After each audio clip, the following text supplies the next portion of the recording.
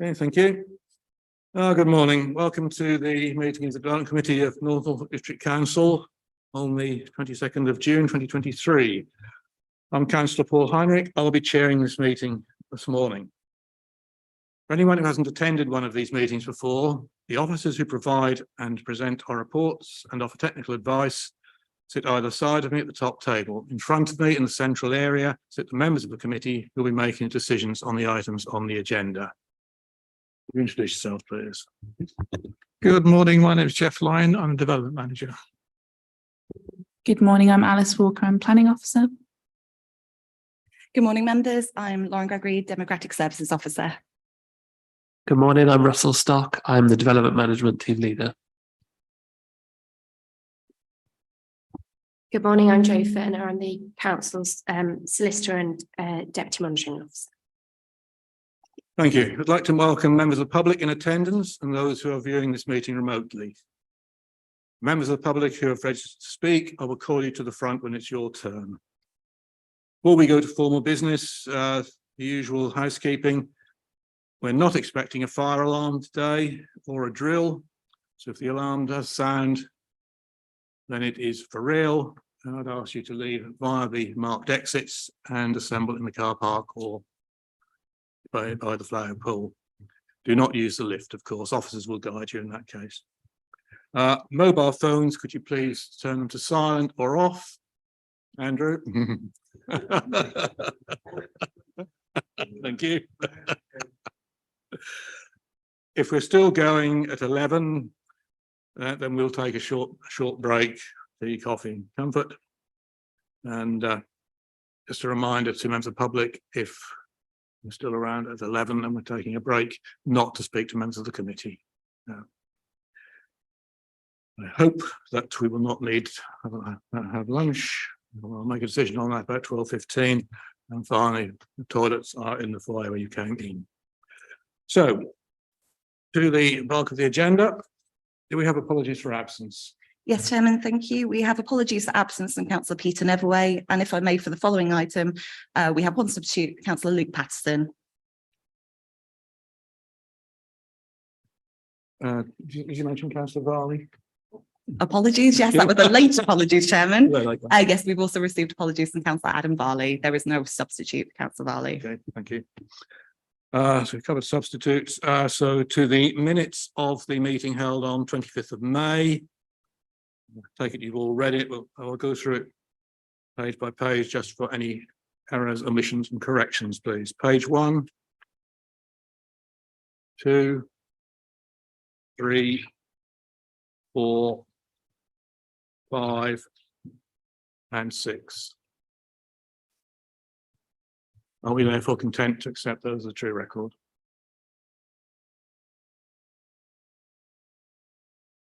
Yep.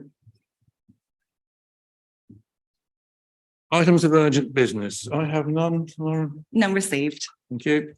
The order of business will be as on your papers. So we move to 7 declarations of interest. Could I ask Jo to provide some additional advice as regards the Chroma application, please? So the members in question have been provided with written advice, but for the purposes of openness and transparency, I'm going to provide that advice now.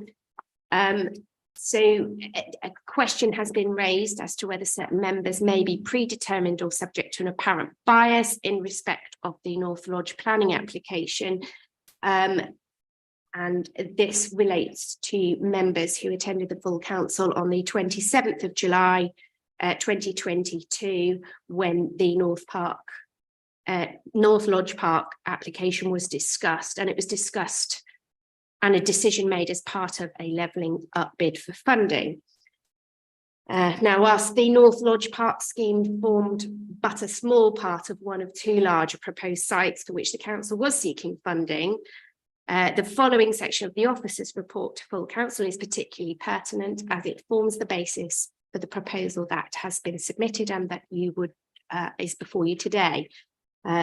So I quote, remodel and landscape dilapidated North Lodge Park, new and improved facilities to include new multi-purpose space for themed events, splash pads, public toilets, and creations of concessions, improvement in the local economy, creation of jobs with splash pad and concessions and or event space, visitor dwell time increased and attract visitors away from more crowded and or environmentally sensitive locations, access to improved green spaces for local residents and visitors.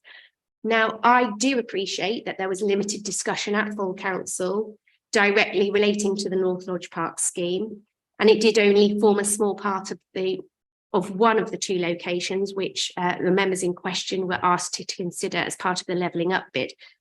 However, it's arguable that members' role went beyond expressing a view or predisposition and to voting in favour, or as the case, or not as the case may be, of a bid of funding to support this scheme. This appears to suggest an inclination as to members' views on the matter.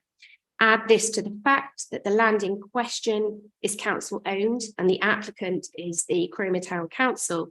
It's my advice that we're moving into a territory where a fair-minded and informed observer, having considered the facts, might conclude there was a real possibility of bias or indeed predetermination, and beyond the saving provision that's set out in the Localism Act.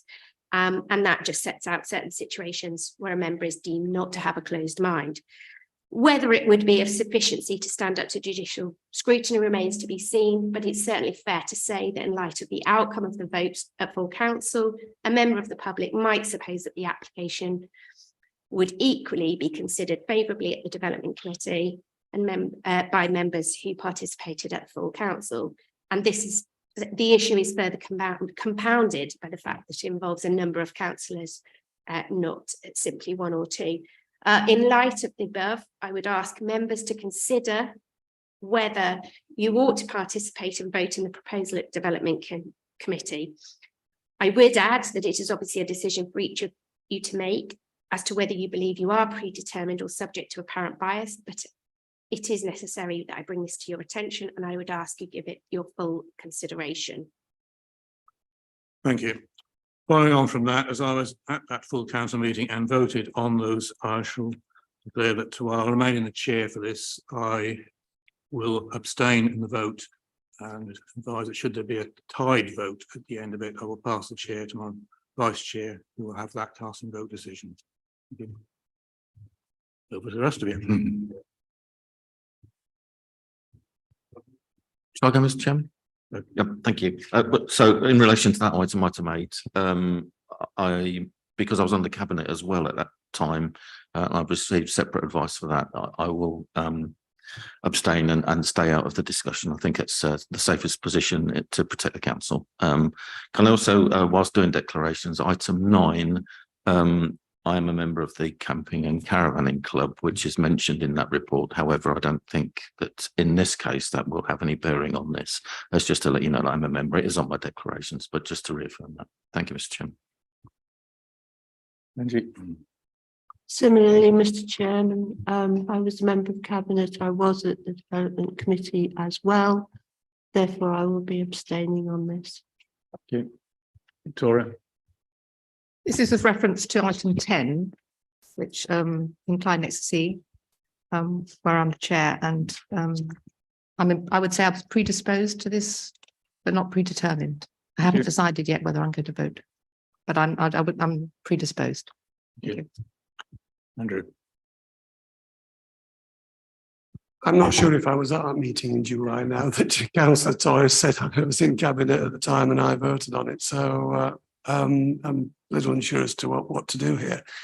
Do we have a roll call of who was actually on that cabinet vote? For the cabinet meeting in July, you were registered in the minutes, Councillor Brown. Thank you very much. So what I said in the email traffic last night holds. So I will be participating in the debate, but not voting. I feel as I'm obviously compromised, having listened carefully to Joe's advice on that particular item, and I can't get on the Clapham omnibus with a clear conscience as I normally do. So in that case, I'm going to stand back from the vote. Sorry, Chair, I just want to mention something. I'm just a little bit concerned about councillor Holiday because as chair of Clyde Parish Council, can I ask the question whether there's a recorded vote at Clyde Parish Council as to how to make representations to the council from the parish council that may indicate a predetermination at that stage. I say this purely to help councillor Holiday be on the straight and narrow, as it were. Do you wish to comment, councillor? I don't think we had a recorded vote on this one. I don't think, but I can't remember for sure, but I'm happy to abstain and to change my position to predetermination. That would be Okay, thank you. the correct thing to do. Thank you. Kim. Item 9, I am a member of the Camping and Caravanning Club, even though I don't think this would sway any decision I need to make.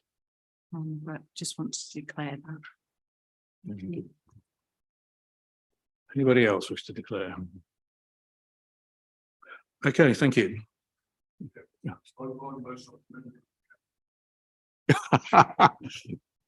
I'm a member of the other one, the Run a Motorhome Club, which is not relevant to this particular one, but was previously. Okay. Oh, any further declaration of interest that need to consider? Okay, in which case we will move to item 8, Chroma PF/22/3010 North Lodge Park. Alice. Thank you, Chairman. Good morning, members. This is application PF 223010, which is at North Lodge Park, Overstrand Road, which sees the redevelopment of the former tennis courts. The application seeks the demolition of the former bandstand and storage building and the redevelopment of the former tennis courts. The proposal consists of the erection of 2 new public toilets, a community shed, polytunnel, associated fencing to contain a horticultural hub, a canopied entertainment space, a multi-use space for pop-up stalls and leisure activities, and associated on-site car parking, cycle parking, and vehicular and pedestrian access points. The application is located within North Lodge Park, which is towards the eastern end of Chroma Town Centre, and is a designated area of public realm and open space in policy terms. The site is located towards the front of the park, adjacent to Overstrand Road and accessed via carriage drive. The park also forms the setting of Grade 2 listed North Lodge, and the former tennis courts are considered an accessory to this.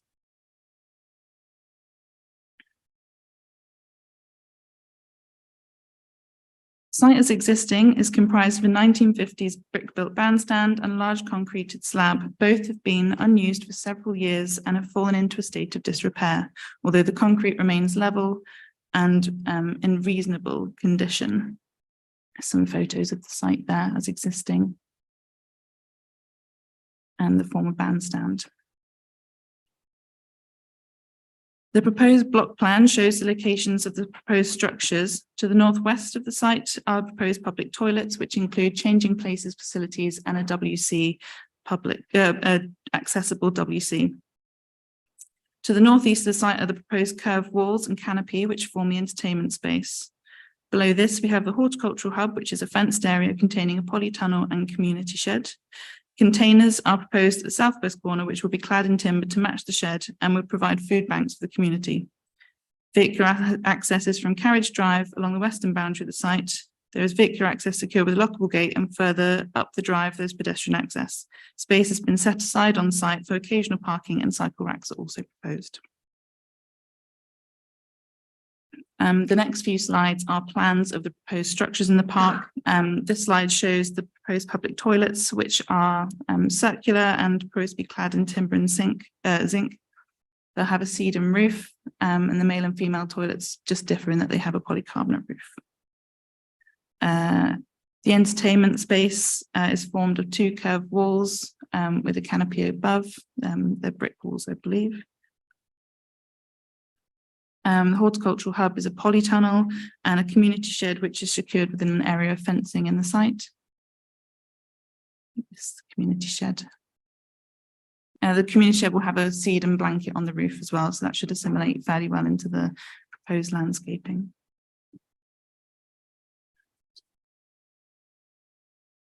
The visualization provided by the architect gives some idea as to how the multi-use area could be used. It varies from outdoor exercise classes, concerts, sport and recreation, and they propose occasional pop-up markets for the produce grown on site and other small vendors.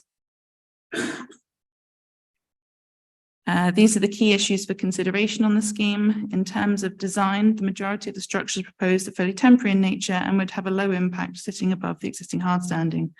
Whilst concerns have been raised in public representations with regards to design and durability of the structures, this has been considered to lend itself to the flexibility of the site, which is designated as open land. Some heritage harm has been identified as a result of the appearance and concentration of structures in this area. However, this has been considered to be less than substantial.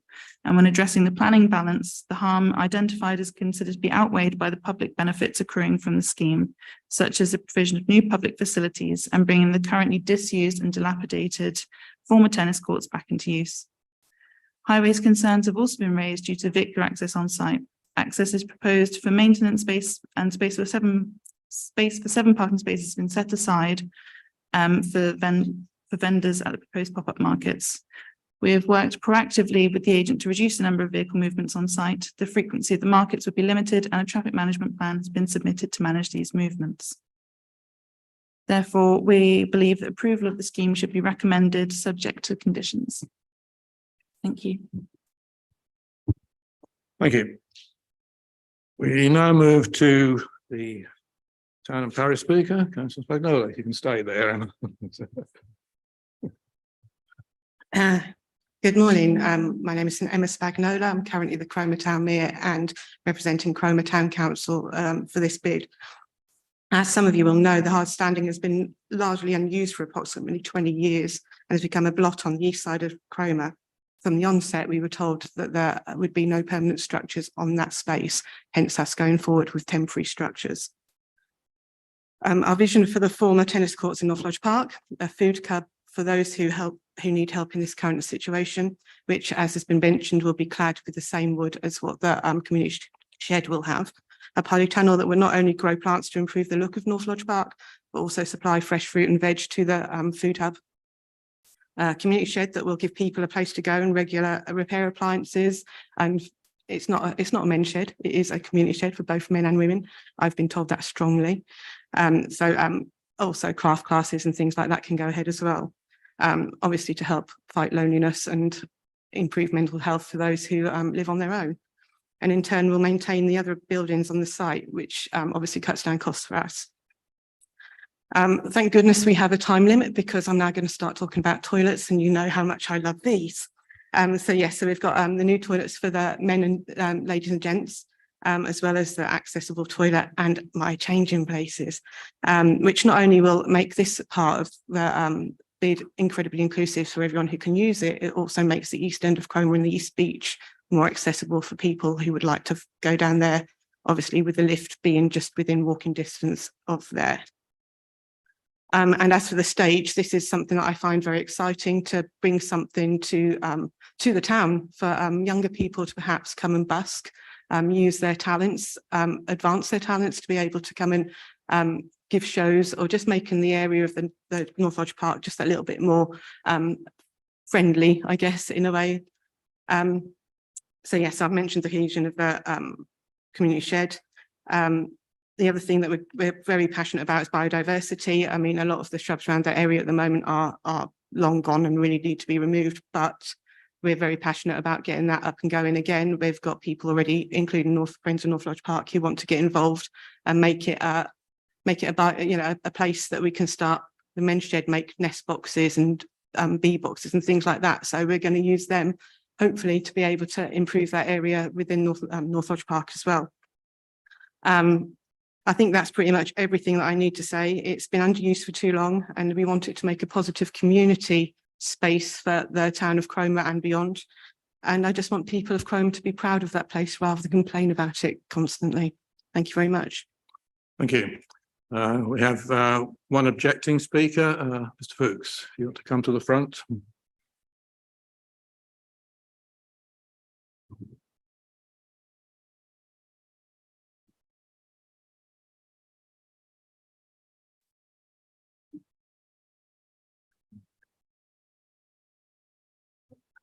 Is it that? Yeah. Right, go ahead. You have 3 minutes. You've been recommended to say yes to this planning application because the benefits to the community will outweigh any harm to the heritage of Cromer, the loss of the open space, and by bringing extra vehicles into the park. So my speaking here today should make absolutely no difference and you should go ahead and vote yes. Or should you? I'm here because I care about the park and I've been coming here since I was a boy.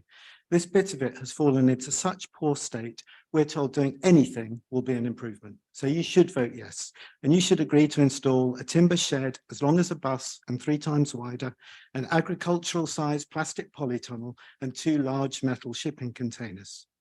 All the charities this proposal is designed to help deserve proper facilities. But are these the right facilities? And is North Lodge Park the right place to put them?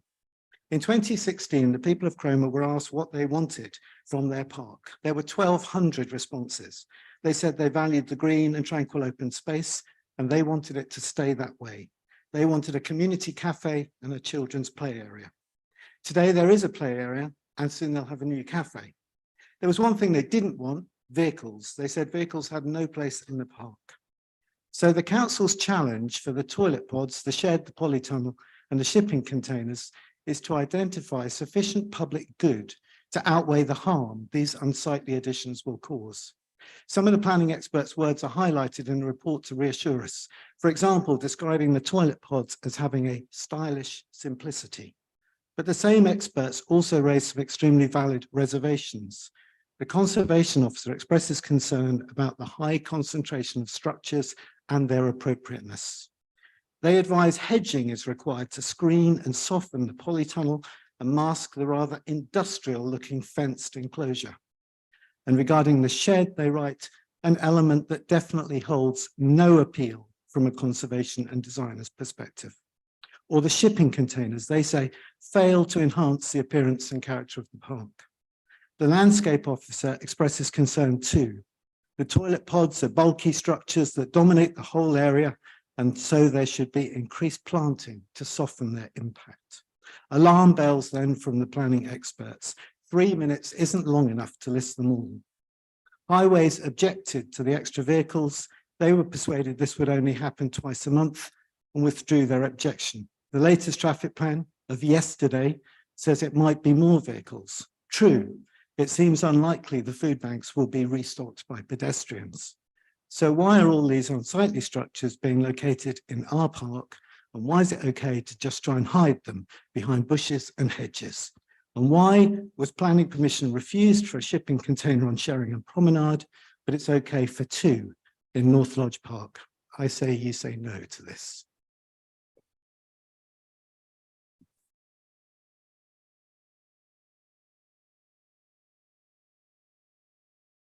Right, we have no additional supporting speakers. However, we do have the local member and you get a second go, Emma. I haven't got a lot more to say than what I've said already. I would just like to point out again, these are temporary structures. So this is something that I'm hoping doesn't happen, but it is a possibility that they can be taken away if anything happens. But I think this is something that can continue, especially with regards to community, and it would be ongoing. Although I know these aren't the prettiest structures that probably could be put in there with the only option of being temporary, this is kind of, in a sense, the best that we could come up with regards to that situation. I know vehemently that the Friends from North Lodge Park are absolutely waiting for me to come back from here to find out if they can start organising the planting for that situation. I don't think that even if it's to disguise the buildings, I don't think that we can ever complain that there's going to be more planting in North Lodge Park. I think that can only be a benefit.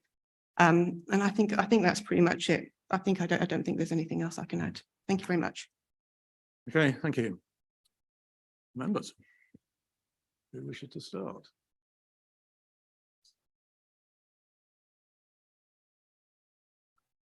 Councillor Brown. Thank you, Mr. Chairman. Thank you, Emma, for your summary. I mean, obviously, North Lodge Park is a fairly sort of redundant, rundown part of Cromer. I'm very familiar with it. I go through it frequently, and that seems to be its main purpose. People transit through North Lodge Park to get from one side of the town to the other. So any revitalisation is most welcome. But I'm not entirely sure that this is the right scheme for it. There's a tendency to think, well, you know, we'll chuck something new and innovative at it simply to make a start on revitalising the park. There are elements of this that I do like, but as the objecting speakers mentioned, the polytunnel, no, I really do think our conservation team need to rethink that. I can't see our polytunnel, which is essentially the same structure as you would find out in an SS1 countryside area, is going to preserve and enhance the area which it serves, which it has to do because we're in a conservation area. Section 70 applies. And equally with regards to the large shed and the shipping containers. I mean, I've got numerous cases where enforcement are pursuing people to remove shipping containers. They use them as a weapon against the planning authority when they're refused other planning applications on their properties to get back at the planning authority because they know that not having services to them, they don't necessarily come easily within the remit of planning, and it falls to enforcement to remove them. So they are contentious. No matter how you try and disguise them, they are contentious. But my main issue with this application is no provision for parking for visitors. It's only on market days, which I think is a significant drawback to the scheme. I don't think it's in a site allocation in the local plan that would have a recommendation attached to it to provide more parking in North Lodge Park. But I'm very willing to be corrected on that if I've misunderstood it. But for me, there are elements of this scheme that I can support, but as a composite scheme, I don't feel I can, and it's perhaps fortunate that I don't have a vote due to my conflict of interest. Thank you, Councillor. Could I just ask Alice, in terms of the conservation officer, I'm reading the third paragraph of the summary that this will be considered less than substantial harm for MPPF purposes. Could you just explain for the new members how that's interpreted? Or Jeff, if you wish. And what does less than substantial harm mean in planning terms? Because I'm not sure everybody understands that.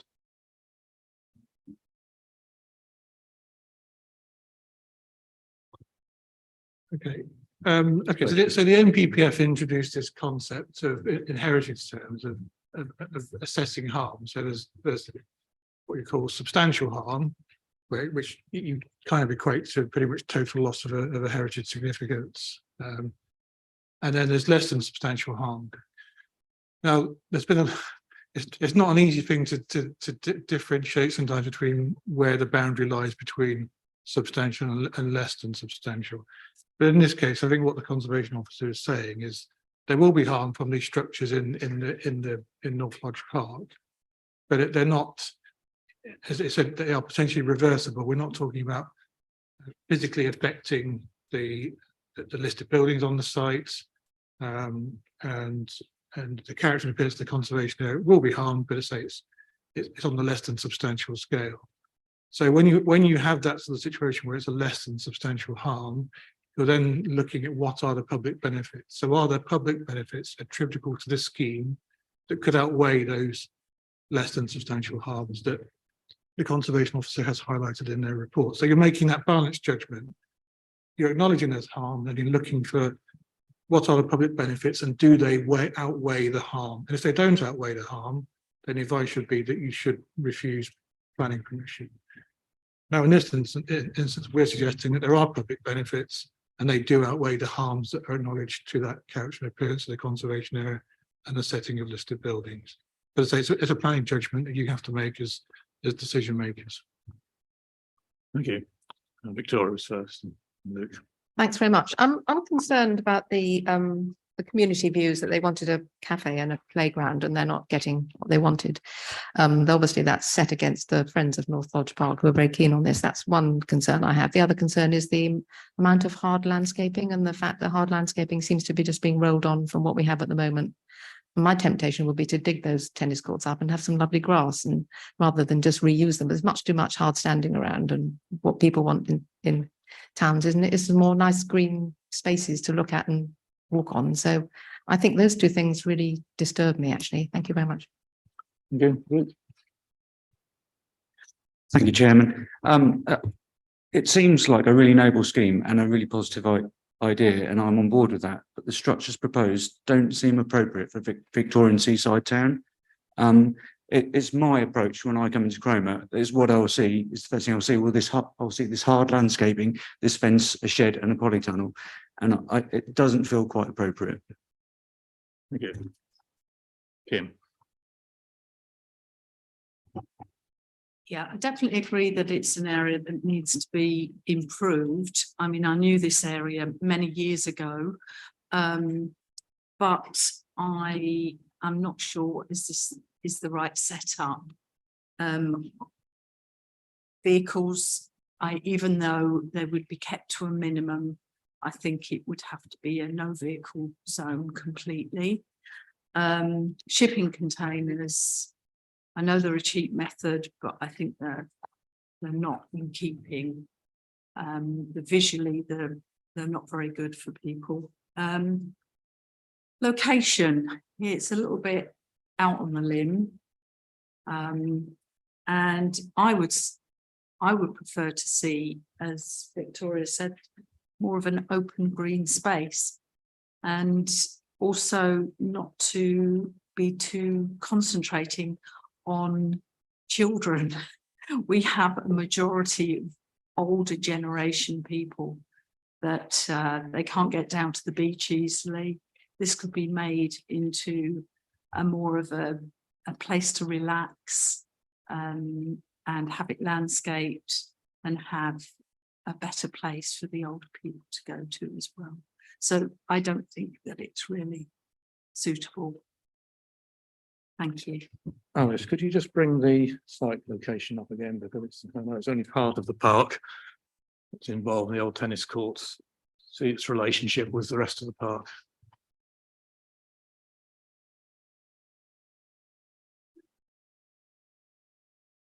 Yeah, the aerial, please.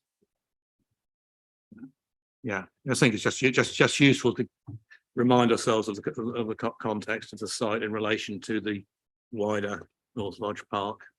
Can leave that up, please. I have Gerard next. Thank you, Mr. Chairman. I've listened to what people have said. I'm not a fan of containers. I don't get how you dress them up. It's going to look like a container. But my main concern with this scheme, whilst it looks trendy at the moment, and by place where all these seem to have dressed a lot of boxes, my main concern is I think this will only be seasonal. In the winter, this will not be used. A lot of the stuff will probably go to rack and ruin. And my concern is it won't be used to its full potential. Whereas I think a better scheme with more permanent fixtures in keeping with the town over a 12-month period would be a better approach. To me, this just seems something that's a scheme that's great for the summer, but not very good in the winter. Thank you, Mr. Chair. Thank you. Peter. Thank you, Mr. Chairman. Yeah, as a boy, I spent quite a lot of evenings on that large open green space, putting and doing crazy golf and things like that. Sadly, as the years went on, the ground deteriorated and it wasn't used. And the tennis courts are only a tiny part of that large open space. And I think we shouldn't lose sight of that. I believe we've lost the toilets that were just round the corner from the North Lodge Park building. So toilets are definitely needed in this area. And by the boating pond, we've got the Friends, I think, are now taking over the cafe there. Is that right? Or has that stopped? Anyway, I think that the tennis court area is a small part, and we do need to rejuvenate that. However, I can hear what Councillor Brown and other members are saying about the containers and various things. I like the idea of the sedum roof. I like the idea that the shed will be used as a men's shed and a ladies' shed to help with well-being. And I also like the idea of the polytunnel to produce the plants. Now, whether the polytunnel is in the right place, I don't know, but certainly I think overall, maybe there's more good than harm. Are you proposing acceptance of the recommendation, councillor? I would propose acceptance of the recommendation.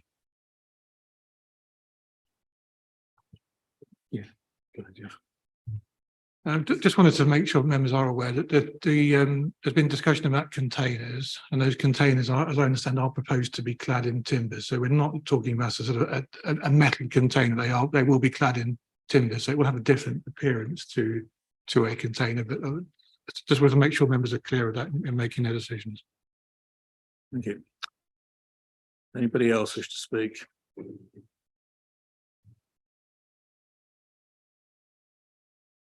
No. Okay, we'll need to go to a vote then. The recommendation is for approval, subject to conditions, proposed by Councillor Fisher. I will second that from the chair. So can we have our list, please, Lauren? Councillor Beattie. Sorry, could you just say it for microphone? I couldn't hear you then, apologies. For or against? Yes. 4. Okay. Councillor Brown. Abstain. Councillor Fisher. 4. Councillor Fitch-Tillett. Abstain. Councillor Hankins. 4. Councillor Heinrich. Abstain. Councillor Holiday. Yes. Councillor MacDonald. 4. Councillor Mancini Boyle. Against. Councillor Patterson. Against. Councillor John Toy. Abstain. Councillor Kim Toy. Against. And Councillor Vickers. Against. The vote is lost. There were 4 votes for, 5 against, and 4 abstentions.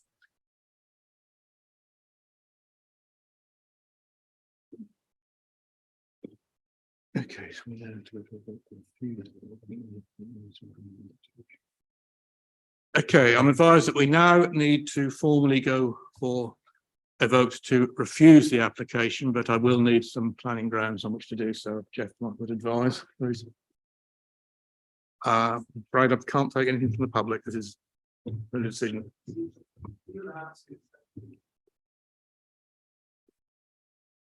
I'm in my role as chair. I am allowed to either propose if no other proposal comes forward, or to second if no other seconder comes forward. I am not voting. I abstained. If I may, Chairman, just to clarify, the Chairman seconded the proposal as per the Constitution in order to enable a vote. However, in the recording of the vote, he actually abstained from voting. So he was one of our abstentions. Thank you, Lauren. Yeah.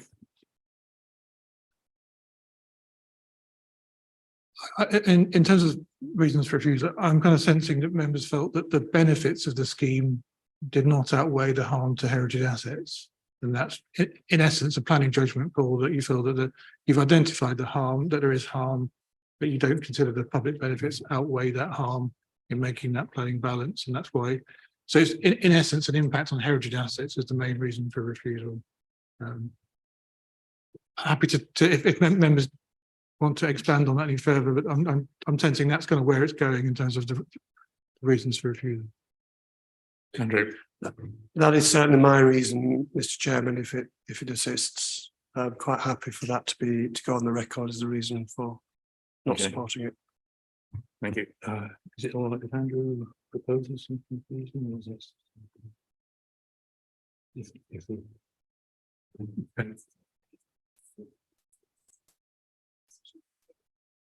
Okay. Yeah, I advise you may propose, but you cannot vote. Thank you, Mr. Chairman. I'm pleased that you've clarified that for. So I take it you are proposing a review at this point. We need to just go through the formal process. Yeah, I can propose refusal. Okay, could I have a seconder for that?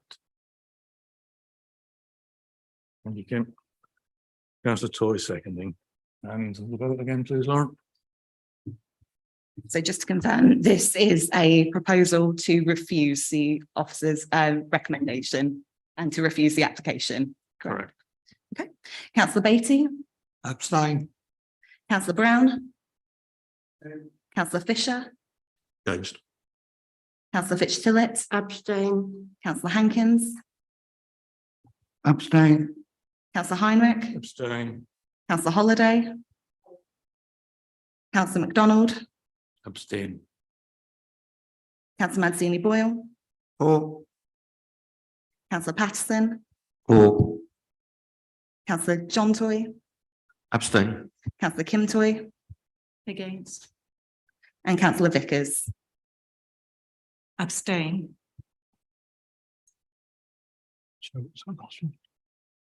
So that is 3 votes for, 2 against, and 8 abstentions. The quorum is 7 members, so I will defer to the legal advisor to confirm if that was carried with 3 votes. In your hands, Chair.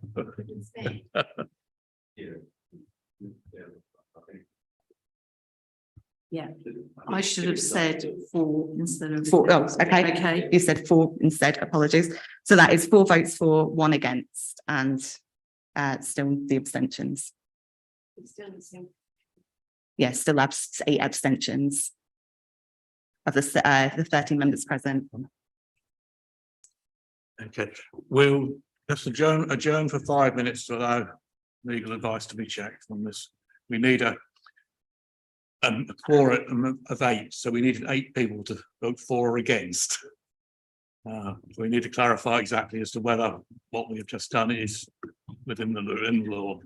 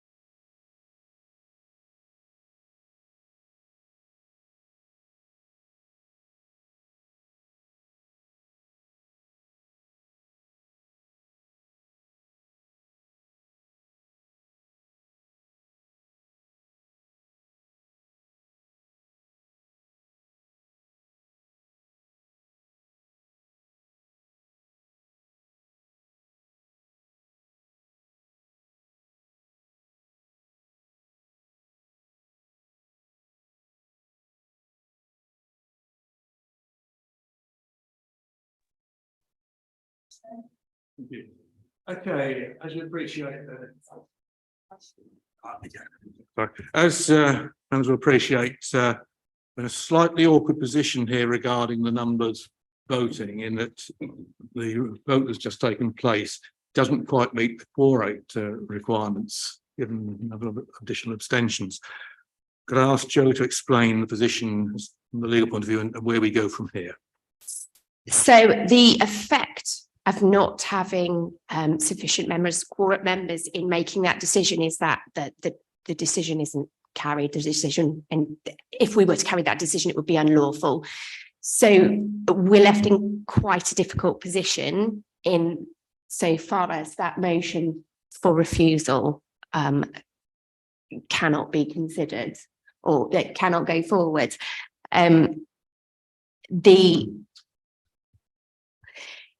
We've obviously had a decision that we've had a formal decision to go against the officer's recommendation.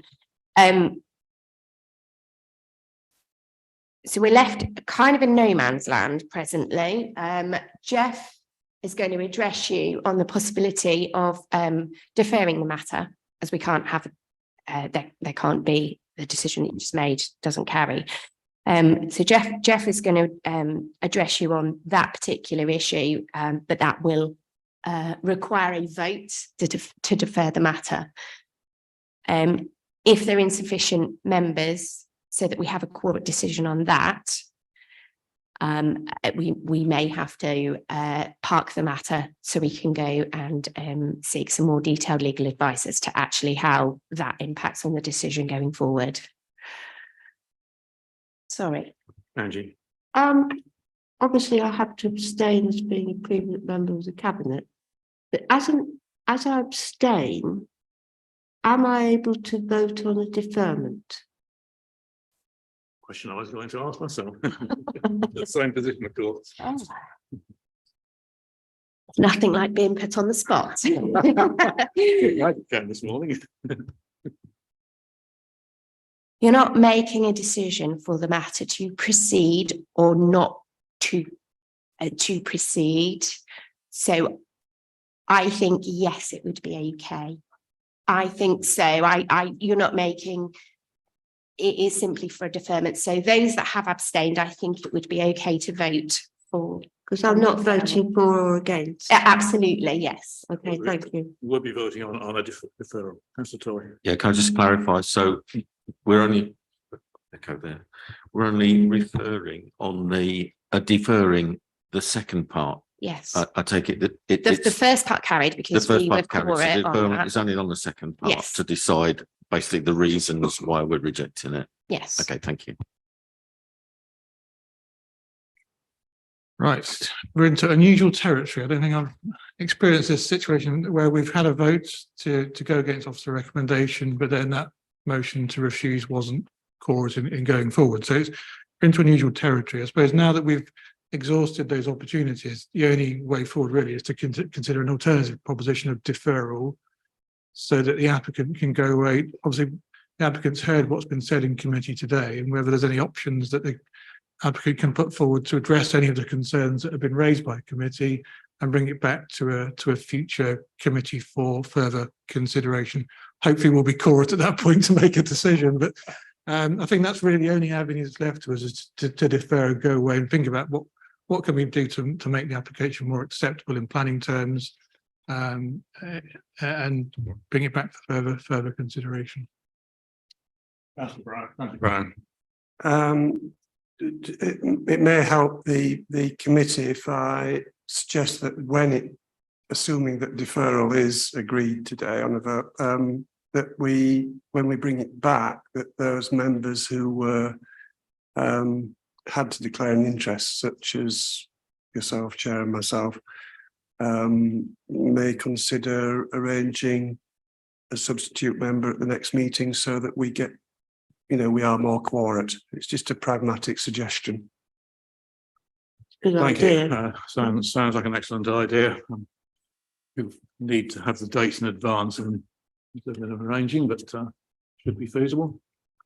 Councillor Mazzini. Thank you, Mr. Chair. I'm in favour of deferring. However, in doing that, we've had a sort of a discussion. I think after listening to everybody, quite a few of us are quite happy with some of the parts of this application, toilets, etc. I'd just like to maybe have another look at the other elements that, you know, might improve the application next time it comes around. Because we don't really want to go through the same old again if we're not happy with it. So if I can suggest that some of the parts of the application are exceptional, but maybe look at some of the other bits to make it more, more palatable for everybody else. Like as I've already mentioned, an all year round viewpoint rather than a seasonal one. Thank you. Councillor MacDonald. I'd like to agree with Councillor Mancini Boyle. We had the same discussion, exactly the same. We thought a lot of things were absolutely excellent, and there has to be something done here. But there's a couple of things that we think are unacceptable. Yeah, it certainly seems to me from listening to the discussion that the issue is largely around the containers and the polytunnel, and those are the areas that would need to be reviewed in particular. Gerard, were you proposing deferral? Yes. And you're seconding? Okay, so we have a proposer and second to defer, and we will try and bring this back to the next possible meeting. I'd like this one resolved quickly, please. So could we go to the vote, Lauren? Absolutely. Thank you, Chairman. Councillor Beattie. For. Councillor Brown. I guess I'll have to abstain. I believe the. No, I think it's you're not making a decision, a that's positive fine. or negative decision. Thank So I you. think in this case, you wouldn't need to abstain. Yeah, I stand corrected. For. Councillor Fisher. For. Councillor Fitch-Tillett. For. Councillor Hankins. For. Councillor Heinrich. For. Councillor Holiday. Councillor MacDonald. Councillor Mancini Boyle. Councillor Patterson. For. Councillor John Toy. For. Councillor Kim Toy. For. And Councillor Vickers. That is unanimous, 13 votes for deferral. Thank you. So the application is deferred, and I will ask officers to seek discussions with relevant parties, try and bring this back in a revised form to the earliest possible meeting. Thank you. We will move on then to item 9, Northrop's PF 22-1708 glamping pods. This is an application that was previously deferred and is now returning to us for the benefit of.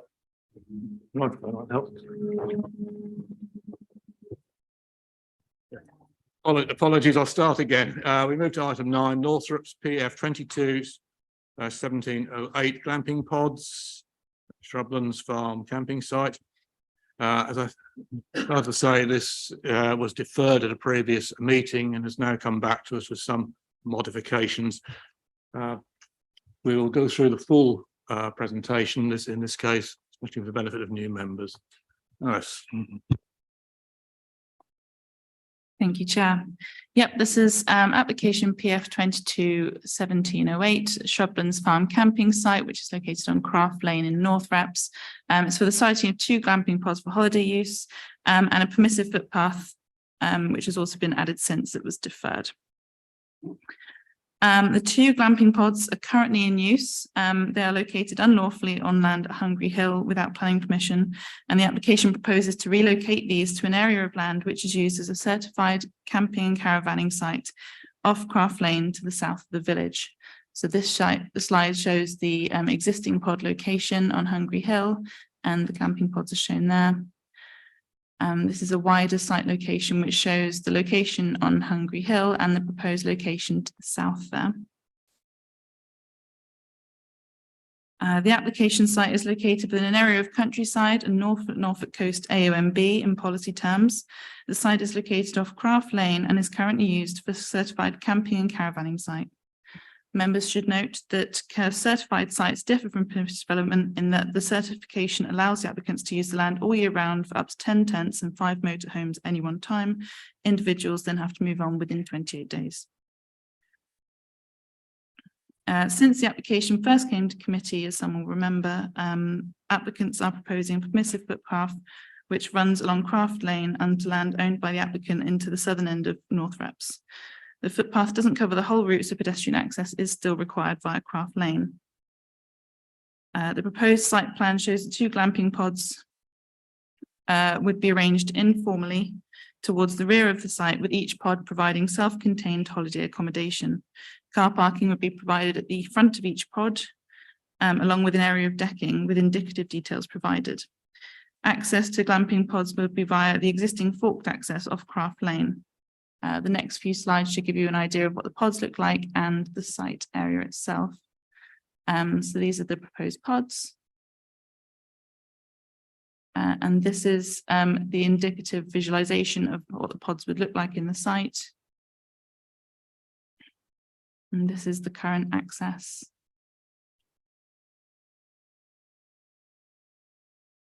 View of the site.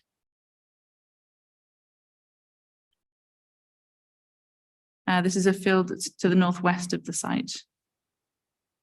And access currently from Craft Lane.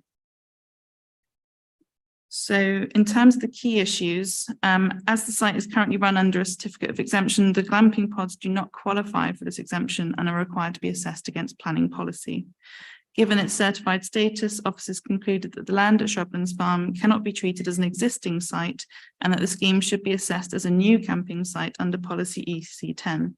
It's considered contrary to the aims of this policy being located in the AONB, along with policies EN1 and EC7. Whilst the design of the pods is broadly acceptable, the provision of 2 permanent structures on the site would be visible in winter months, and with the associated human activity, light spill and vehicle movements that the development would generate were not considered to conserve or enhance the valued features or the defined special qualities of the North Norfolk Coast AONB. In terms of highways, the site is accessed by a narrow single track, which is Craft Lane. Highways have objected on this basis as the road is considered to be inadequate to serve the site with restricted width and passing provision for vehicles. The applicant has confirmed they would not be prepared to remove or reduce the certified camping provision, so the 2 permanent pods would intensify the existing vehicular movements and detrimentally impact highway safety under CT5. In cases such as this, the benefits of the proposal need to be balanced against the harm, which would result from the new tourist accommodation being permitted within the sensitive landscape designation. Whilst there are some limited benefits, such as the provision of the footpath and some economic benefits, these have not clearly been articulated by the applicant and as such can only be afforded limited weight in the planning balance. At this time, the local planning authority have also not received the GI RAMS payment, and therefore the application fails to demonstrate the proposed development would not result in adverse effects on European sites. And the proposal is currently contrary to policies SS4 and EN9 of the Norfolk Core Strategy. Having considered the other benefits and harms associated with the proposals, officers considered that the adverse impacts of development and policy conflicts would significantly and demonstrably outweigh the benefits, and we have recommended refusal on this basis. Thank you. Very thorough. We have no town or parish speaker. I have no objecting speaker. I have 1 supporting speaker, Mr. Rook. Would you like to come to the front?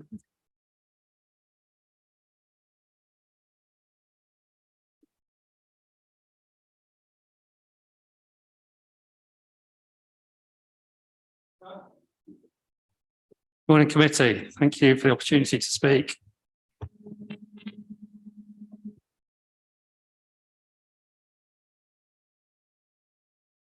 Thank you for the opportunity to speak. This site has been in continuous use as a caravan and campsite for 30 years, with a 12-month camping and caravanning licence. This permits 5 camper vans or mobile homes and up to 10 tents across the combined site. This is a material consideration for you in this case. The proposals, as you've seen, now include a permissive footpath, which will be provided at the expense of the applicant.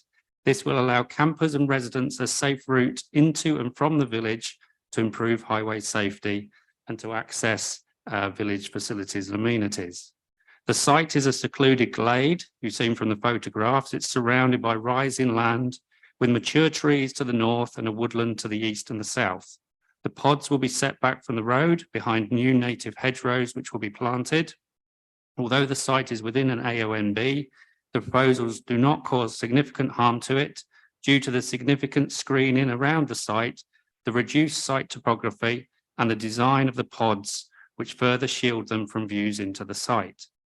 Within your report, you'll see the comments from the Parish Council and the District Economic Growth Team, who fully support the proposals. The Norfolk Coast Partnership neither object or support the proposals, and importantly, no local residents have objected. Landscape officers have objected to the application. This appears to be based either on something that is unlikely to occur on the adjacent field or a perceived impact of the pods themselves. I would reiterate that any harm caused would be substantially less than the camper vans that are permitted to use this part of the site. There would be less noise disturbance and light pollution, as there is no external lighting on the pods. The design is in keeping with the character of the surrounding area and would be less harmful and more in keeping with the local area than the camper vans that the licence permits. The Highway Authority has objected, although it's noted their comments have been taken from a previous scheme for 4 pods on the site, and they also based their objection on an appeal decision from 1992 for 5 holiday lodges on this site. Their suggestion that the licence should be reduced by 2 to take account for this proposal, the applicant is unwilling to do this as he wants to sensitively develop the site and generate an income from it, not invest more money into the site only to maintain it at the current level. The information I have is that the applicant has paid the GRAMS fee. If that's not the case, you will certainly make that payment. The site is close to the Paston Way, which links to the pubs, shops and the coast.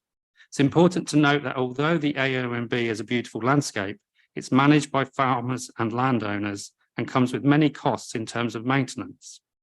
The applicant farm needs to raise other revenue, and the proposed pods are a farm diversification and a vital source of revenue, which is needed for site management, maintenance of right-of-ways and environmental features to increase biodiversity in the AONB. Okay.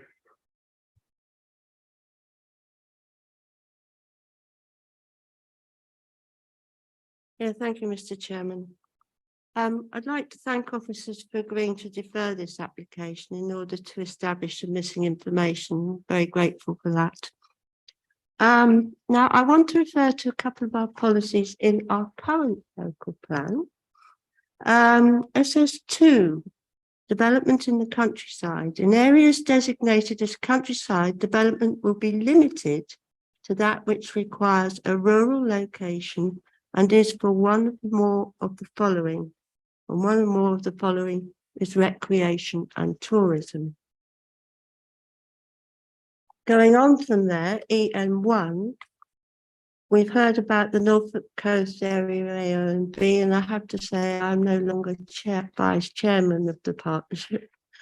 The impact is appropriate to the economic, social, environment, well-being of the area, or is desirable for the understanding and enjoyment of the area. It does not detract from the special qualities of the Norfolk Coast AONB and seeks to facilitate delivery of the Norfolk Coast AONB management plan objectives, one of which, as you will be well aware, I'm sure from our last meeting, is to provide tourism away from the hotspots.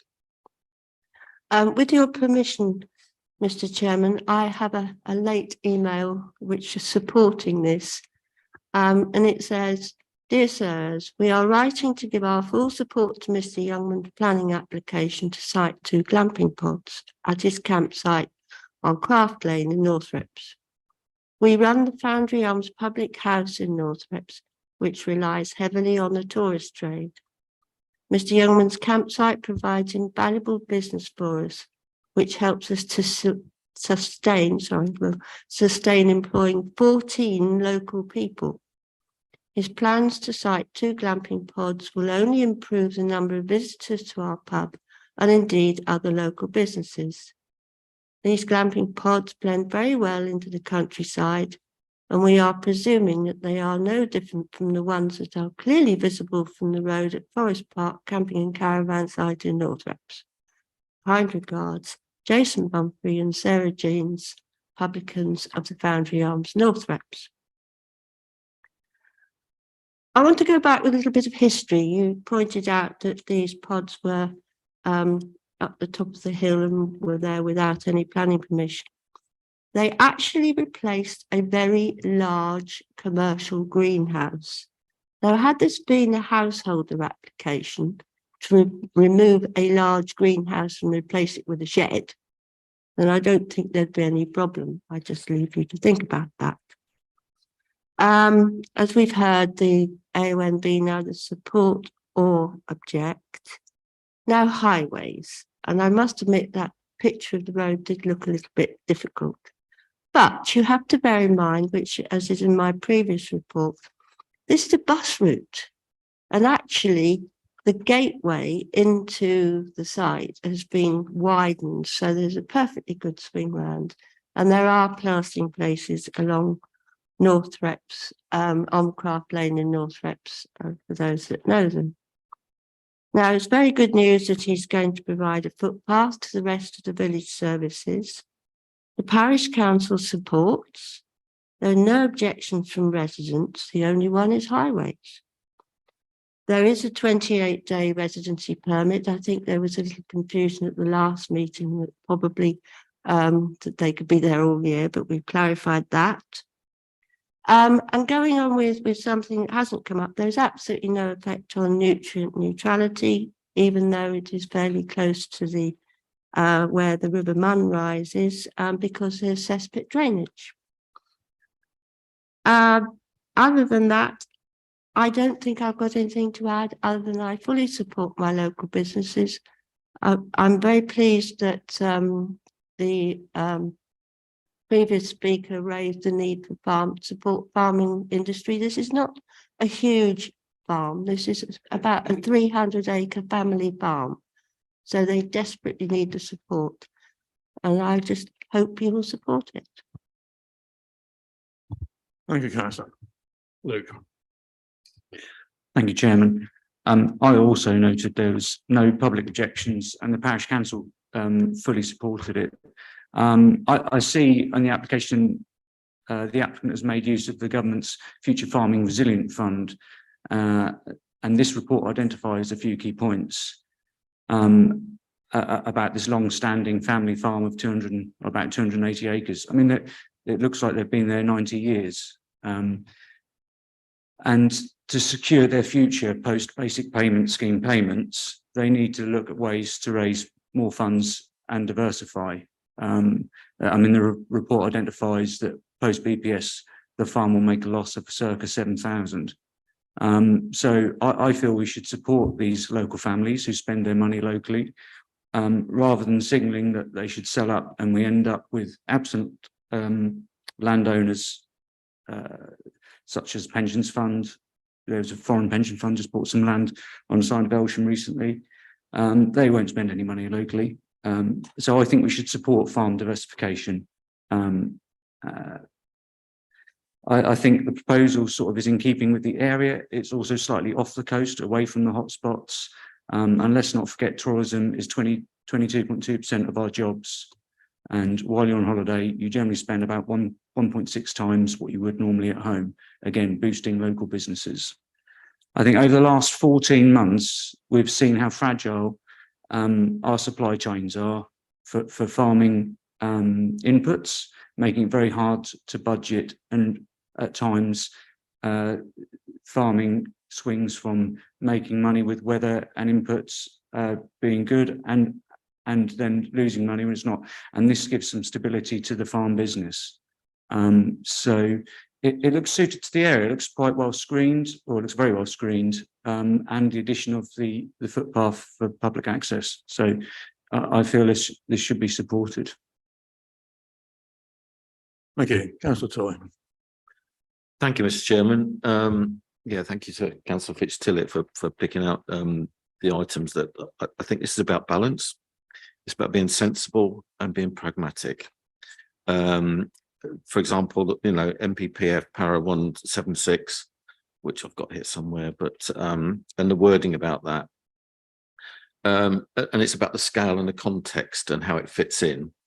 Now, within my ward, someone applied to a different organisation and put in 5 geodesic zones that we can do nothing about because it works under the same rules as the Caravan and Camping Club or the Camping and Caravanning Club and all these organisations that are authorised by Natural England. This was the Woodland and something club. So, you know, we can either work with farmers who do take care of the AONB. So there is a benefit to the AONB by putting them in there and assist them in delivering that. They have worked with us to keep this at a reasonable scale and hidden it away in the countryside. When in fact, if we're honest, he could take another field and apply for another certificate from another organisation and we would have a lot more traffic going on there. So I think we need to apply some common sense and be pragmatic and get the balance in support of this rather than against it.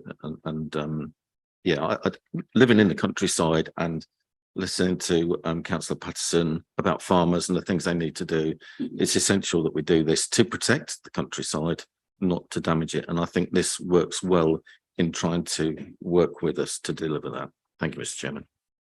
Thank you. Gerard. Thank you, Mr. Chair.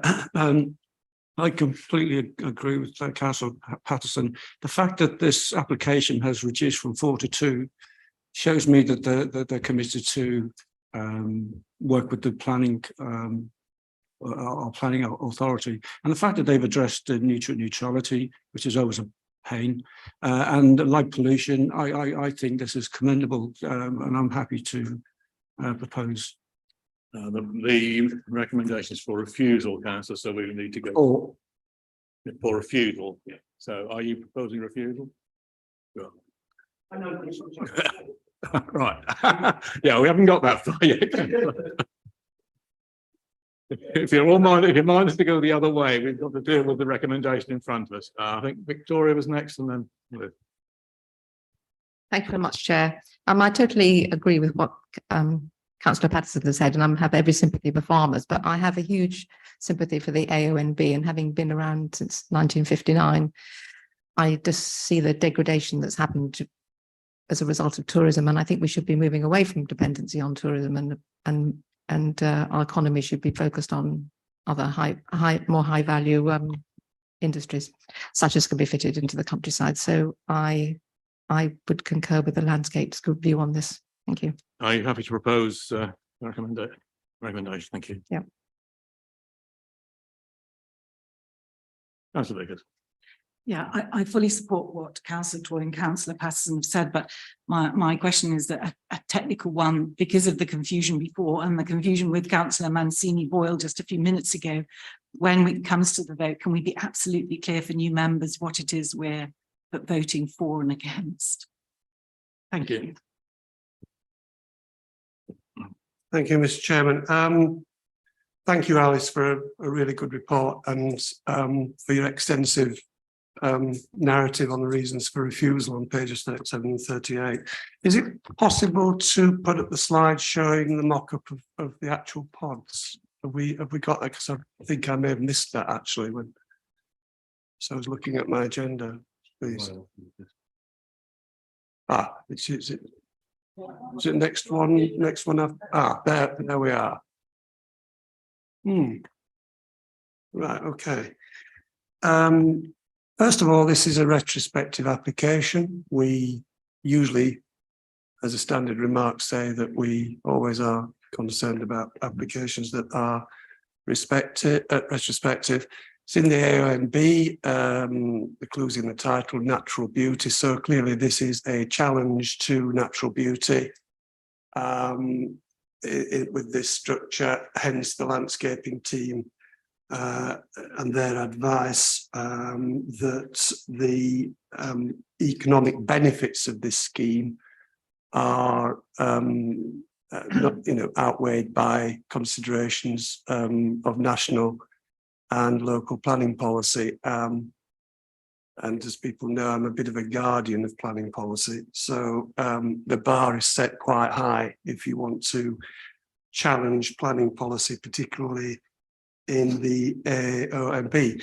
I just want to focus briefly on the local members' interpretation of the coastal partnership advice. I think the remarks from the member which are quoted in the report are in a little bit of a contrast to the remarks from the partnership, which are set out in paragraphs 2 and 3 on page 31, and I quote, "I don't feel I can fully support the proposal as it will not conserve and enhance the AONB in line with NPPF paragraph 176. And there are questions around planning policy EC3 and EC7.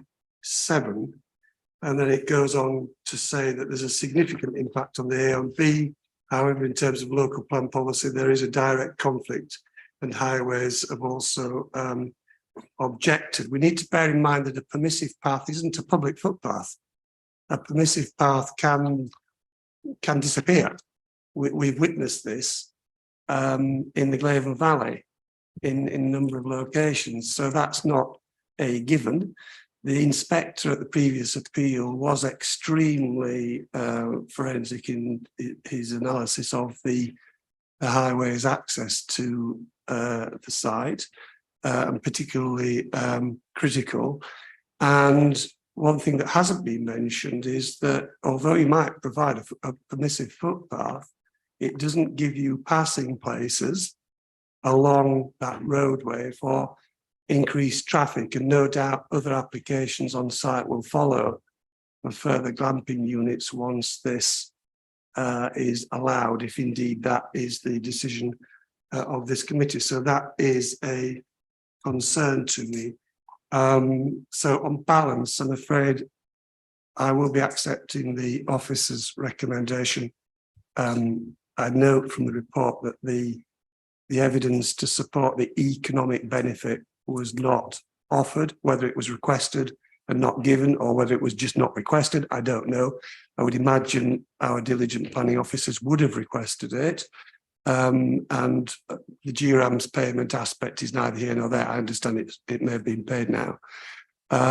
So on that basis, I'm prepared to second a proposal for refusal. Thank you. Yes, go ahead.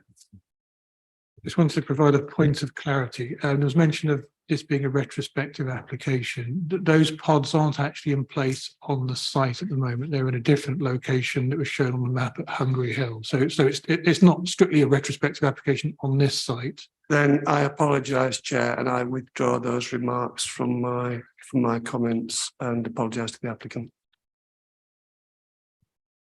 You've had your say, Luke, but there's a new point you wish to make. Go ahead.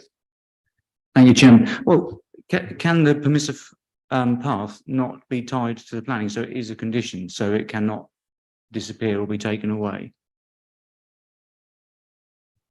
Any comments from us? Yeah, I think we can secure it via a legal agreement. So like a section 96 type agreement. Thank you. Thank you. Yes, go on. Sorry, can I just clarify a point? There are several passing places on that road. In fact, the last slide you had up actually showed the edge of one. If you just look there, that's a passing place. And then I don't know if you can go further to the aerial view of the site. Wait a minute, where are you? Yes, there's another passing place just before those houses there. So there is plenty adequate, no, those houses down the bottom, sorry. There's another parking place there. You can actually see that the road slides in. So there is adequate parking places if that's something you're concerned about. You need local knowledge for that, and maybe highways haven't been recently.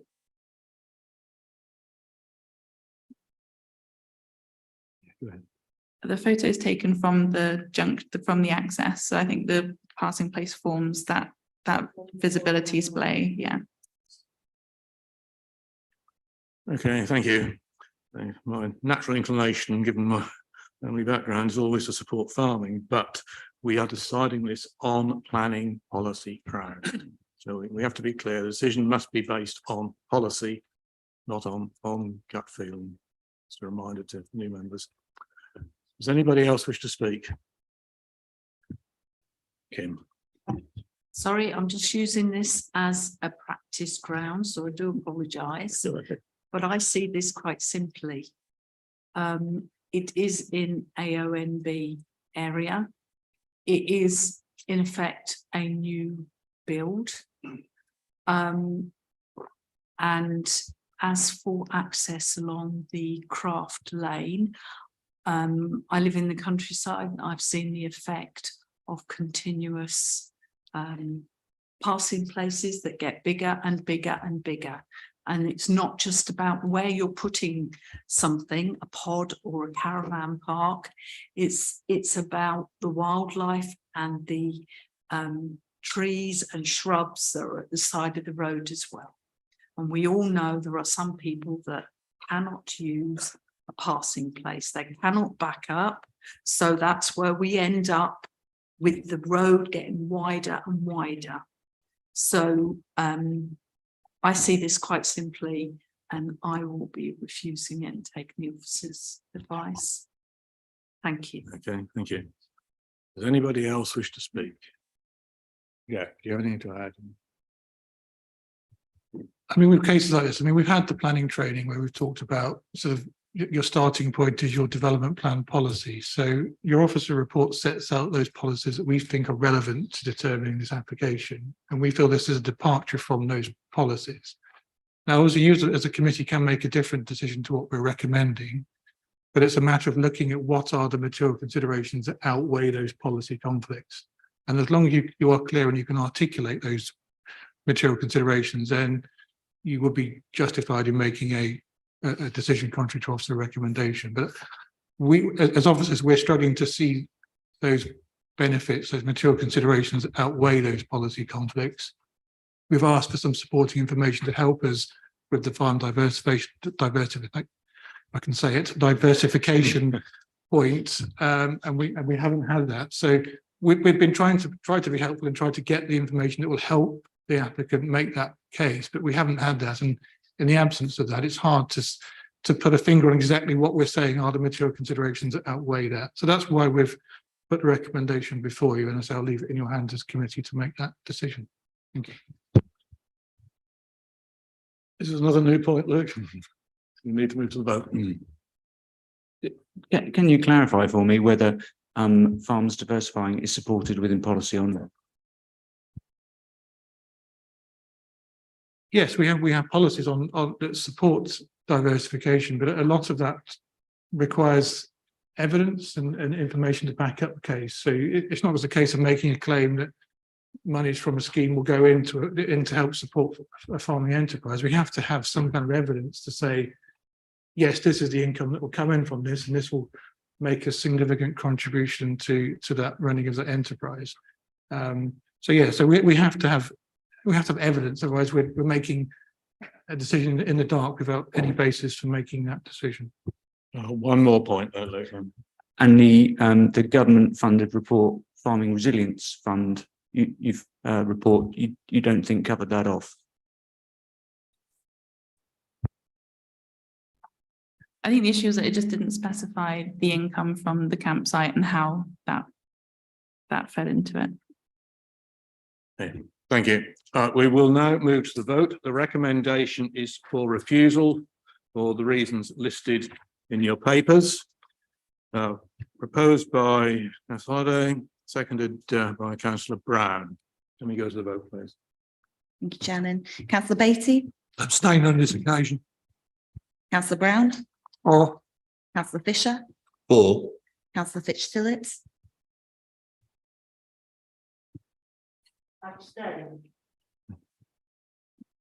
Councillor Hankins, Abstain.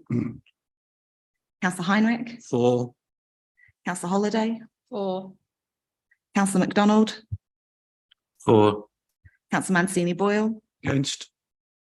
Councillor Patterson, Against? Councillor John Toy, Sadly for. Councillor Kim Toy, For. and Councillor Liz Vickers. Against. That is 7 votes for, 3 votes against, and 3 abstentions. The vote is carried. The application 11, we have one is on, it's great, have it done. There'll be a 10-minute break, coffee.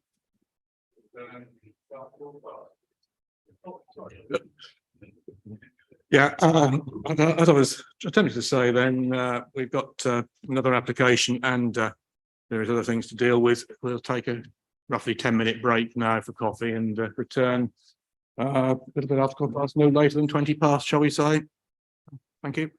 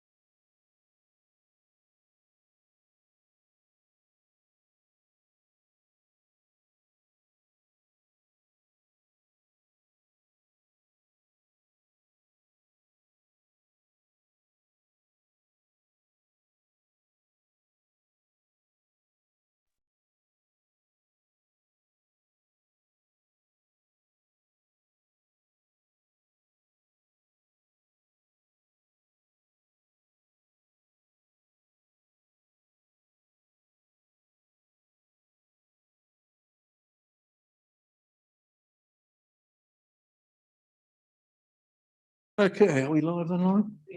Okay, let us move on to item 10. Cly next to C, PF/22/1843, change of use of outbuilding from shop to self-contained annex. Thank you, Chair. Good morning, everyone. So as said, item 10 on the agenda, presented on behalf of Officer Robert Argyle, which is application PF 221843, change of use of building from shop to self-contained annex for use in conjunction with West Cottage with extension and external alterations. So here we just have the site plan outlined in red. You can see West Cottage clearly labelled, and the building subject of this is just to the northwest of that, which will become clear in the next few slides. Just an aerial photo of the site. The site itself is largely within the centre of Cly. And a zoomed in version of that. And a zoomed out version of that. You can see the wider context. So this is the building as existing. As you can see, it's a fairly simple single-storey building with existing openings. And that's just a view of the northern and western elevations as well. Thank you. And just a general look at the existing floor plan. As you can see, a shop with a small store at the back.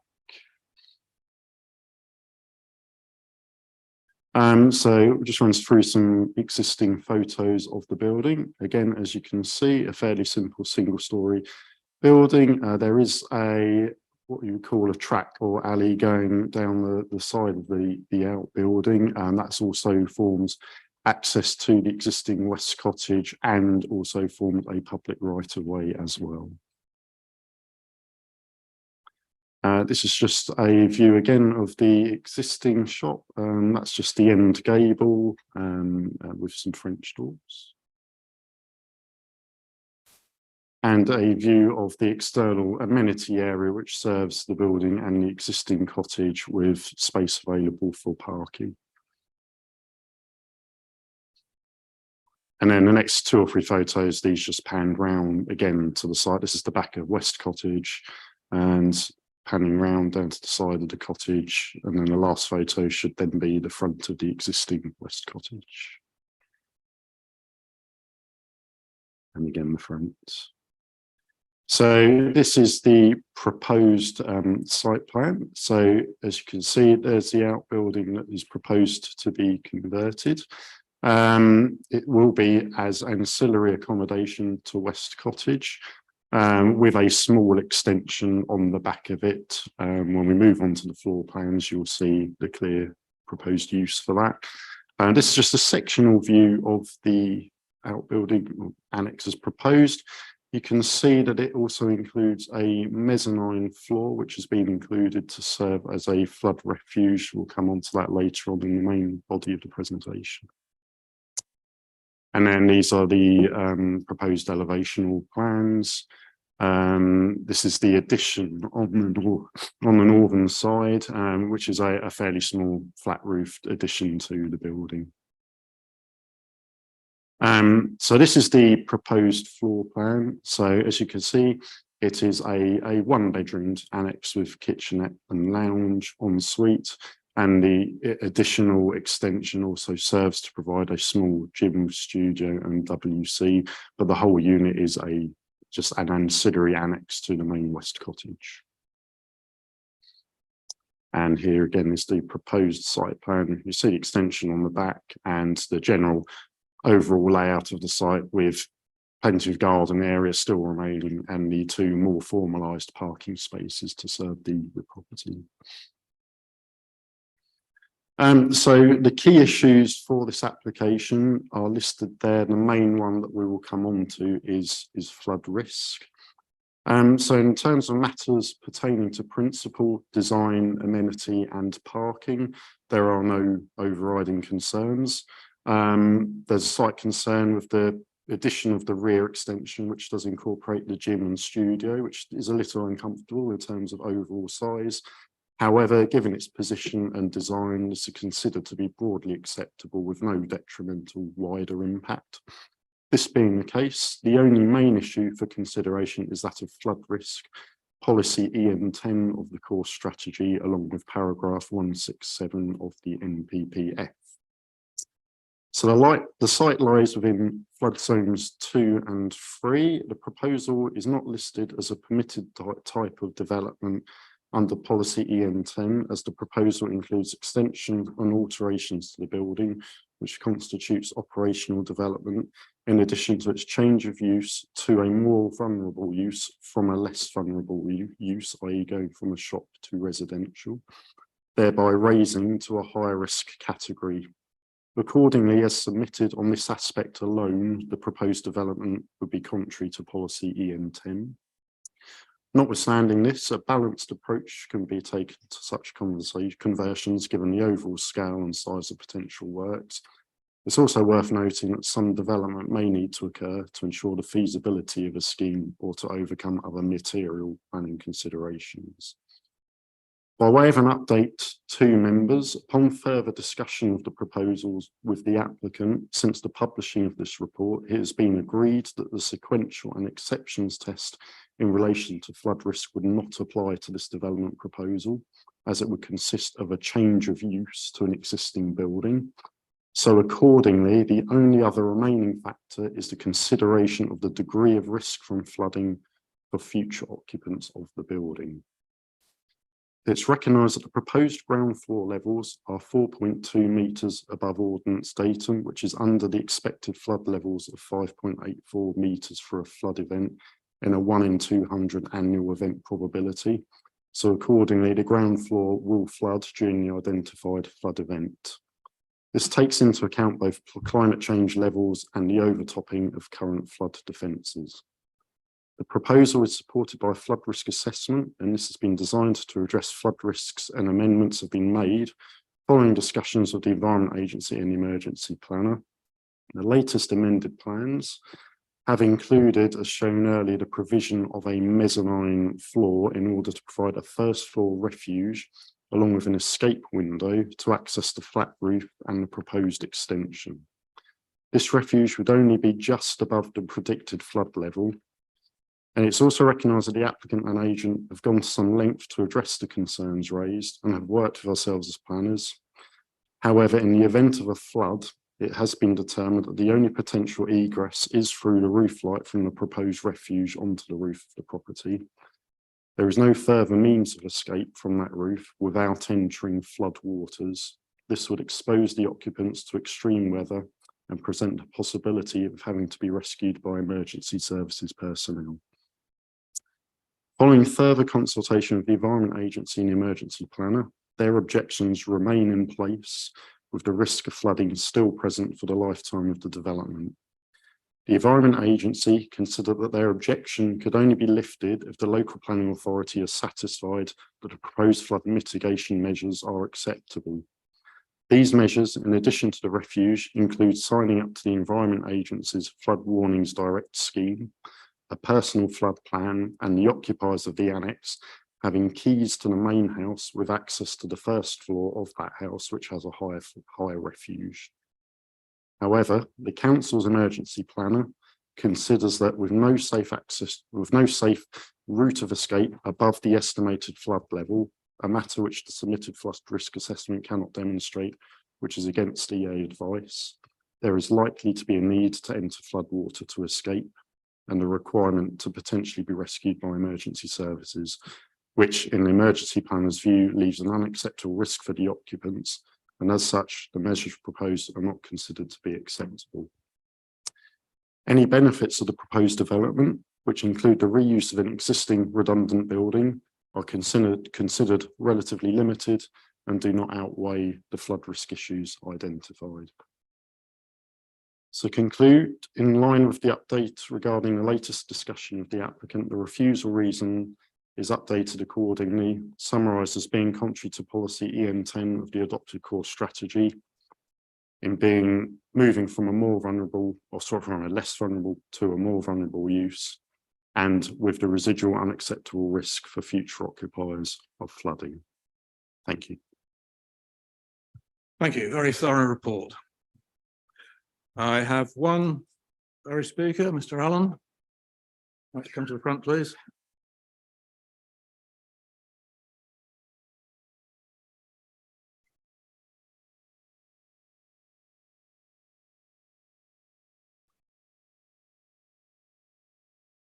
You press the little speaking face icon, it will put the microphone on.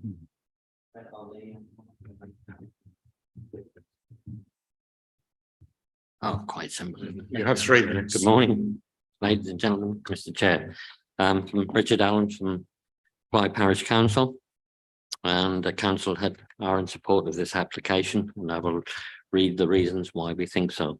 Initially, the councils had concerns, as did highways, regarding the inadequate highway access. However, these concerns have now been addressed, and as such, highways have withdrawn their objection, and Clyde Parish Council are now content with what being a proposed highways standpoint.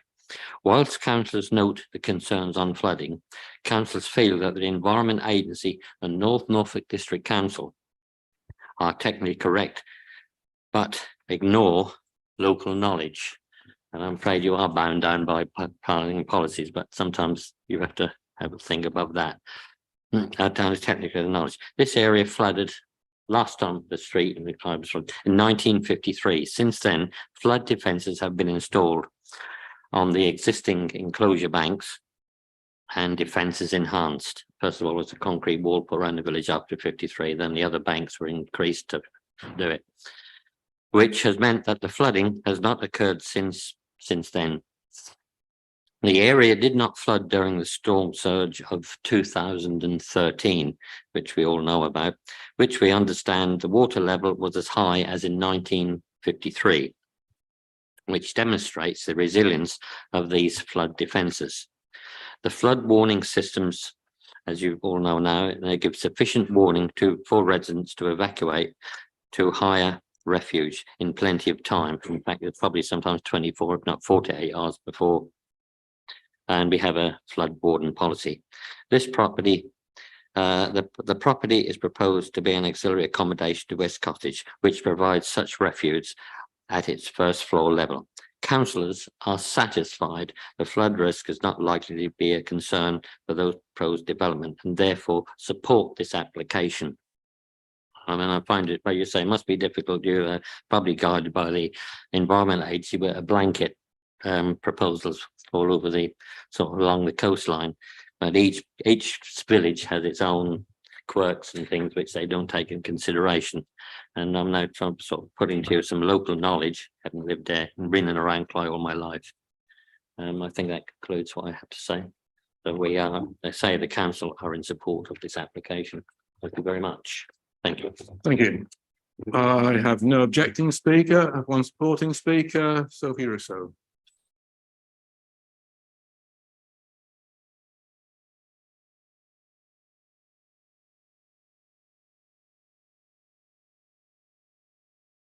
Thank you for letting me speak today. Our application is asking to reconvert our disused barn back to residential use in order that we have extra living space so that my mother can move in with us. My mum is elderly and requires extra care and support, and having her live with us on site means that the juggle between running a small business in North Norfolk and the GP visits, hospital visits, medication collection, and the day-to-day living support that she now requires all become manageable. It also affords my mother the dignity of not feeling like a burden whenever she needs to ask us for help. The only objection to our application is on flood risk grounds, as you've heard. The main building of West Cottage has been disregarded as safe refuge and thus an evacuation point. We are assuming that as an ancillary building to be used in conjunction with West Cottage, that the barn would never be used independently. And thus the first floor of the main building is the obvious safe refuge and evacuation point. And this decision, I would add, is not without precedent. Just last July, council approved an incredibly similar application to ourselves in Salthouse, where the first floor of the main dwelling was seen as a safe refuge and the application wasn't seen as contrary to EN10. As you've heard, we have incredibly good flood alert systems in North Norfolk. I get at least 12 hours warning on at least 3 of my devices if there are any significant or indeed any insignificant flood activity along the North Norfolk coast. This is more than enough time to effect any and all evacuation plans that would be required from any occupant. I would also like to lastly touch on the actual flood risk that we're talking about here. Everyone has agreed that any potential risk from flooding may happen at the end of this building's lifetime. And I believe that the models are based on an 80-year lifetime of the development of a building. That's what we are actually talking about, is that any potential risk may happen in 50 to 60 years' time. Committee, my family are desperate for this move right now. Therefore, we would ask that if you can't accept the main building as safe refuge and therefore mitigate any flood risk plans, we would ask that you give us temporary permission and therefore allow us to move my mum in, take away the sleeping accommodation permission at the end of the building's lifetime when any risk may kick in. We are desperate and begging you for this help. Thank you. Thank you. Local member, Victoria. Thank you, Chair. It is with some trepidation that I propose we disregard the advice of the Environment Agency and NNDC Emergency Planning. The opinions of both I hold in the highest regard. However, they do seem to be acting with a superabundance of caution. There is a cluster of existing houses in this part of Cley, subject to presumably the same flood risk, which are bought and sold and occupied, seemingly without a problem. This area didn't flood in the 2013 surge, which gives one faith that the post-1953 sea defences are effective. The West Cottage Annex will be ancillary to a 2-storey dwelling a few metres away and will be occupied by a family member. Tidal flooding is mostly well predicted and advertised, and we do have 14 flood wardens in Cley to raise awareness. I would have therefore thought the family member would have sufficient warning to be able to move to the first floor of the main dwelling. There is another family member in a 2-storey house just round the corner who could also offer a safe refuge. In the case of unpredicted flooding, there is egress through a mezzanine floor to the roof, possibly slightly tricky if mobility is an issue, but an exit nonetheless. Although I have the greatest respect for the regulatory agency and the local authority, it does feel as if the decision regarding West Cottage Annex is over-cautious. There are other applications in similar circumstances which have been approved by the council recently. I would also like to point out the public benefit of this application. This annex will be occupied by a permanent resident, with 44% of property in Cley as second and holiday homes and a declining population. This is hugely welcomed. A now disused building will be brought back into use, which is a public benefit, and there is a social benefit. This application brings a family together. Thank you. Thank you. Members. Angie. I think you know what I'm going to say, Mr. Chairman. I can predict it all the time. I think the low-lying areas. Whilst I have huge sympathy for the applicant, nevertheless, as a former member of the Regional Flood and Coastal Committee, there is absolutely no way that I can support this application.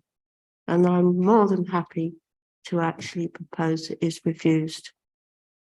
We cannot put people in danger. It's all very well having escape routes, but if you've actually seen the sea when it comes, you can have some sort of warning, yes, but it never works the way in a straight line. Yes, at the moment, the flood defences in Cley are okay, but we have sea level rise, we have more dramatic storms.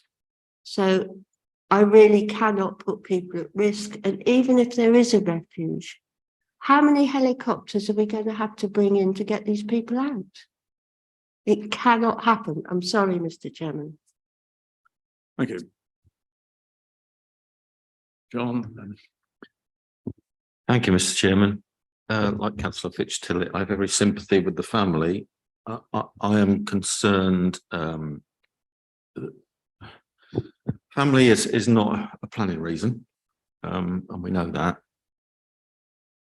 And I'm concerned that we can get flooding events that aren't necessarily forewarned well.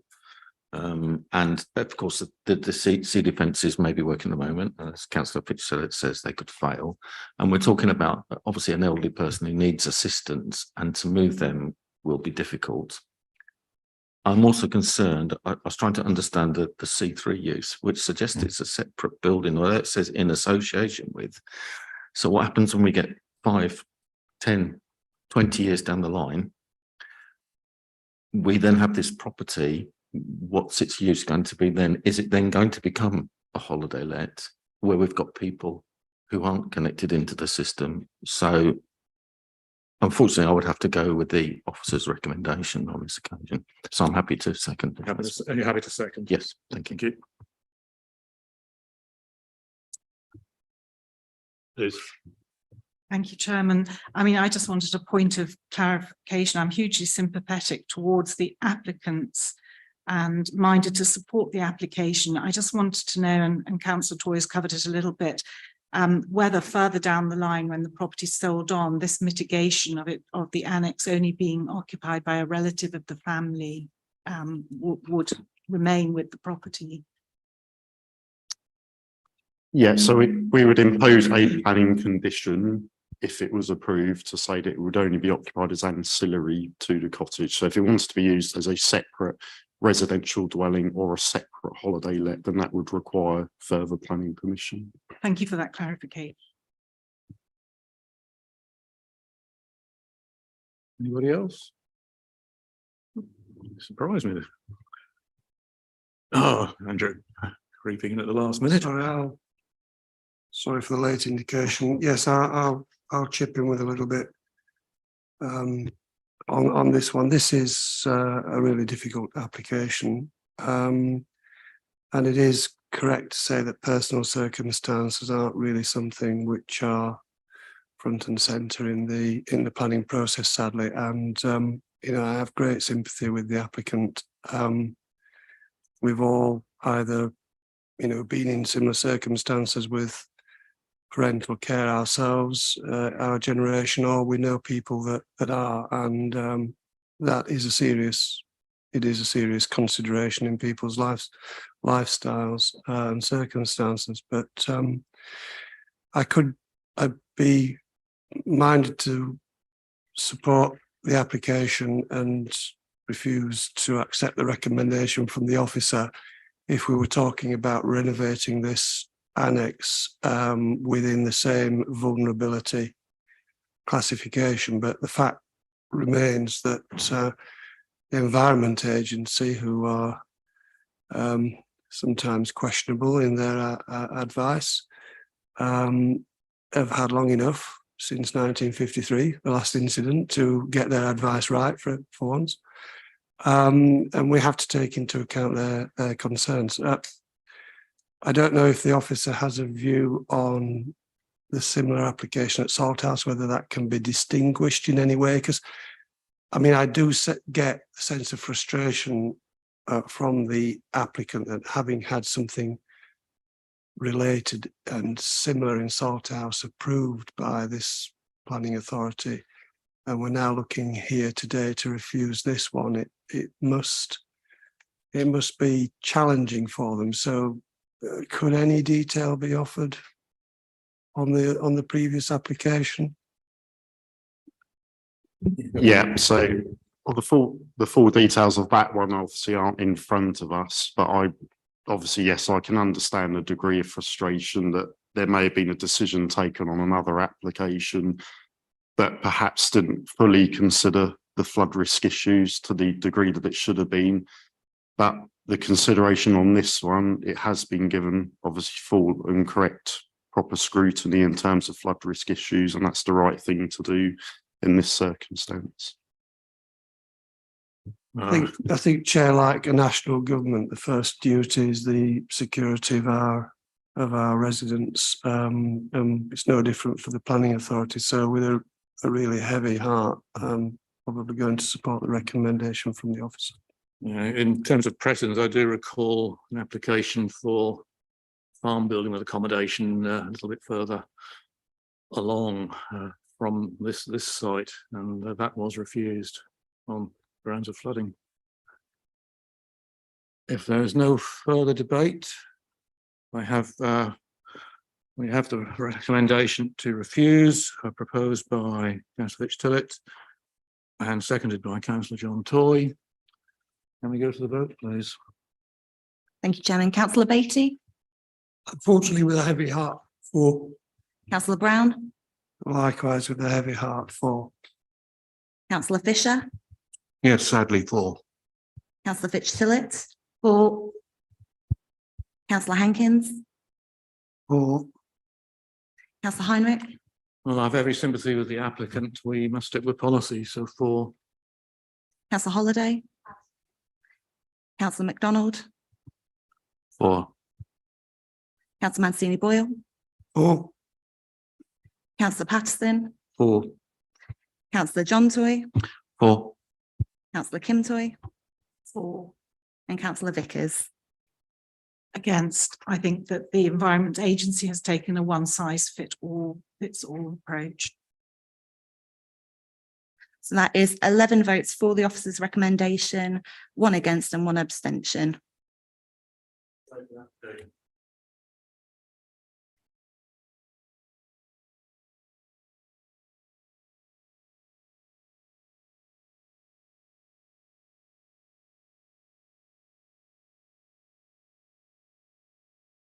Sorry.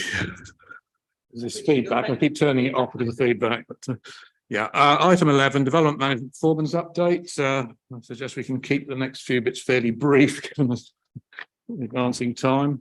Thank you, Jeff. Right, so page 47 of the agenda, I set out the performance of the department up to the month, for the month of May, so up to the 31st of May this year. So there was 1 major decision issued and 77 non-major decisions issued. Again, all of those decisions were issued within time, and our 24-month average performance figures are set out there. So we're doing very well. We're over 97% for majors and over 90% for non-majors. So that's for members to note. And in terms of our appeal record, again, for majors, it's currently stands at 2.56%, and for non-majors, 0.38%. So when we do refuse applications, we generally get those decisions right, and that's backed up by the planning inspector when they do eventually issue their decisions. So yeah, so that's for members to note. Yeah. Thank you. We'll need to file the S106 agreements on.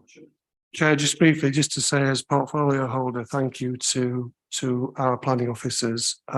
We've just gone through an election process when we did face criticism from certain quarters about our planning performance, but these statistics tell a totally different story. We are performing extremely well in this authority, and it's a credit to members and to officers for the performance that we're now seeing. Yeah, I'm sure we would all concur with that view. It's been excellent. 106 is, I'm informed that with the Fakenham one, we are almost there. We have been for some time, but there's, yeah, and the Great Riband. Yeah, do you want me to talk through? Yeah, go ahead. Okay. Yeah, so the multing, the two at the top, which is the red rag rating, which means we need to get that done urgently. That's getting close now. We're about to sign 106 obligations and finalise, hopefully tomorrow, the list of conditions for that. So it's very close to the line on that one. But yeah, as I say, we had, I think members might recall, well, not the new members, but we had the application at Brown's Covert at Formerston for some tree houses.